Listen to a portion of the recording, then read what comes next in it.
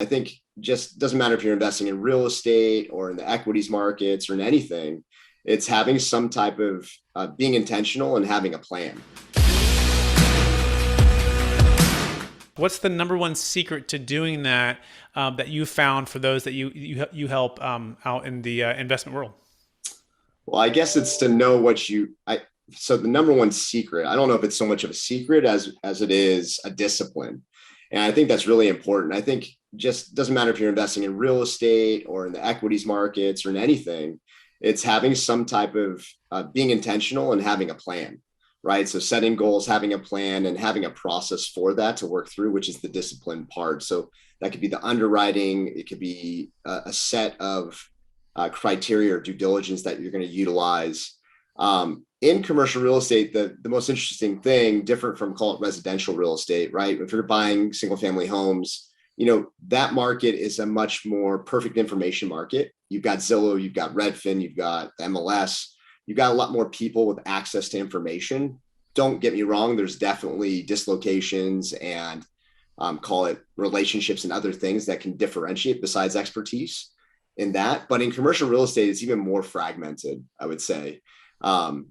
Two buildings right next to each other could have totally different values because a lot of commercial real estate's valued based not just on location, but the income stream attached to it. Relationships matter even more in commercial real estate to differentiate. And really, inside information is not illegal. It's actually encouraged and how a lot of deals are done. And so building those relationships, be it in a micro market to a region to nationally, is a big differentiator between people that own real estate and operators. And you've got, call it, the novice or new investors in commercial real estate that, maybe buy a single tenant net lease property, or they've traded out of a duplex or a second home into properties through 1031 exchange or other vehicles. There's a big disadvantage in knowledge, the knowledge and the relationships. And so I think the toughest thing is just knowing where you want to be, knowing where you are in regards to the investment stack, right? Are you on the new side or are you on the scaled institutional side? And if you're going to own one or two properties, it's not a bad thing. That's a control. Typically it's a control item.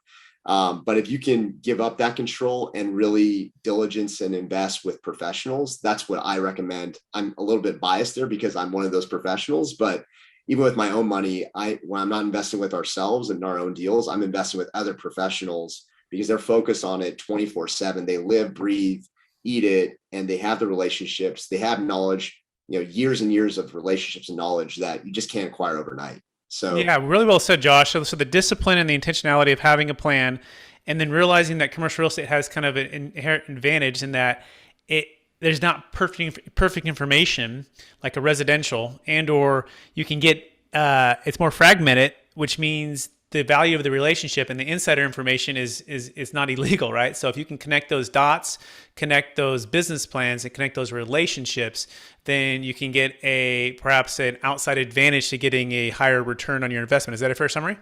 that is.